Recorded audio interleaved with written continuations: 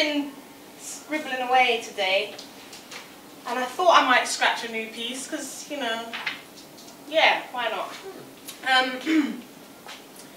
So this poem is called Recognition. I was thinking about poets and people and stories, and this just kind of came out. It is a first draft, so recognition.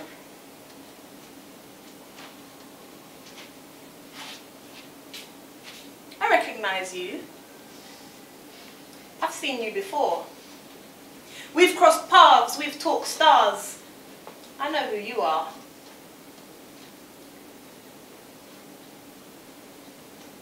I recognize you. I've seen you before. We've crossed paths, we've talked stars.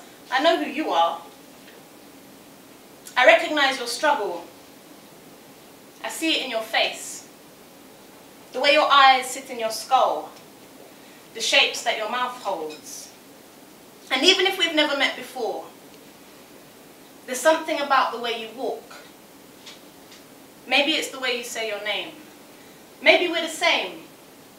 I'm not sure. It shouldn't matter where we came from or where we are going. We've already been forced into divisions, whether that's religion, race, sex, or the blasted class systems. Some say there's no escaping this disaster. It's been written, so that we are constantly told we are different. But when I shut my eyes and listen, I notice that we are just ripples from the raindrops ever expanding. In here, nobody cares what your shoe size is or how hard you can stamp the ground, because we are snowflakes through sunglasses. The fragility of innocence is not a myth. We are the mist behind the moon. You cannot always see us, but know that we are always there. And every one of us has a story. And stories are personal.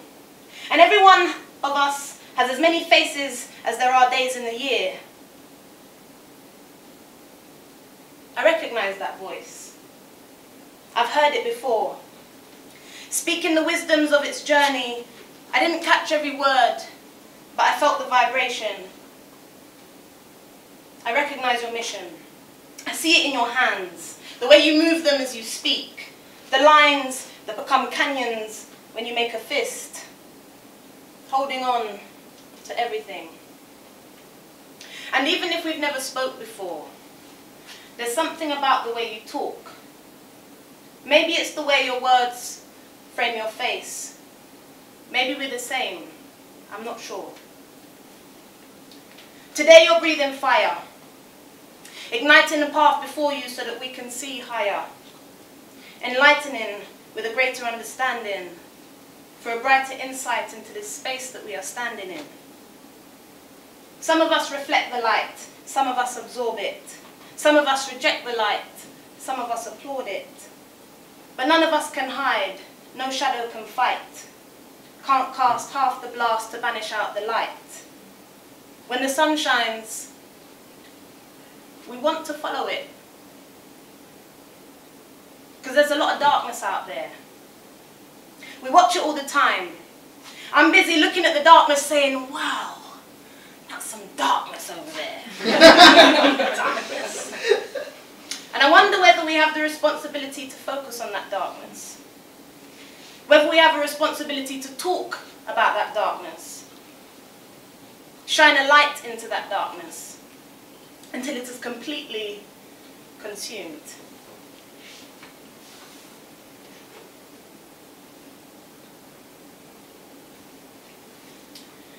Stush Mugisha is a Ugandan woman. She was in a documentary called Call Me Kuchu. Call Me Kuchus is about the LGBT movement in Uganda, and in a place where people can't be who they are for fear that they'll be killed, stoned to death. And I watched this documentary in the middle of last year, and one of the stories kind of just hit me here, and I thought, I want to retell that story because that's something that people should hear. So this is Stush Mugisha coming out.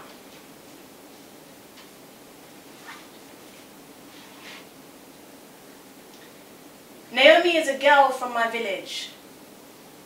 One day, she came to my place with some gourds. She told me, we are going to make a wind chime.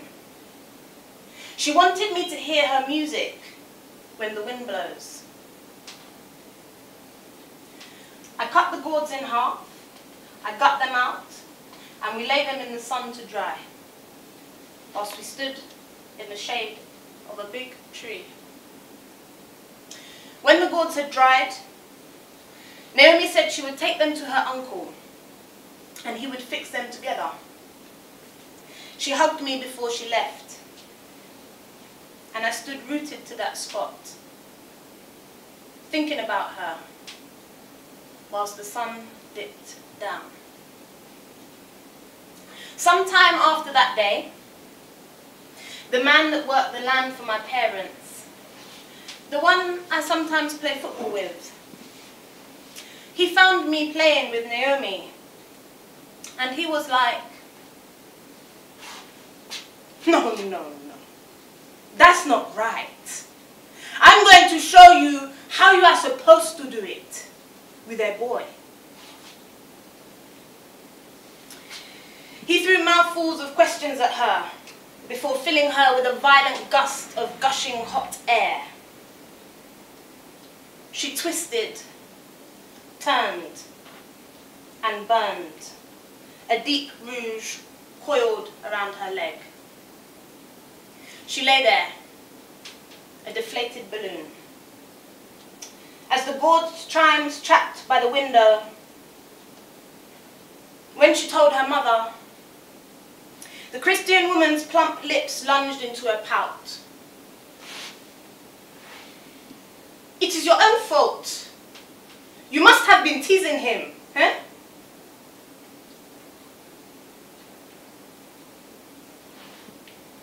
Stush became pregnant, and they forced the baby away. Now she's infected with HIV.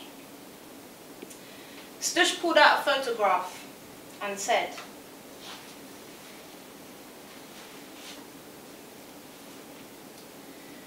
when you look at this photo of me, the wind could throw me. It could really blow me. It is one thing to be outed. It is another to be denied. Accepting yourself is hard enough. This was before I cut my hair off. I had to pretend to be what I was not, to keep with the common current.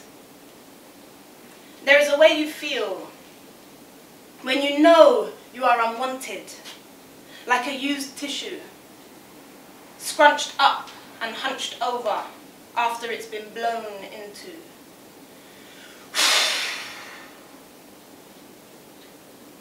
That is how I felt that day. I sleep here alone, and sometimes I fear. If the people get wind of me,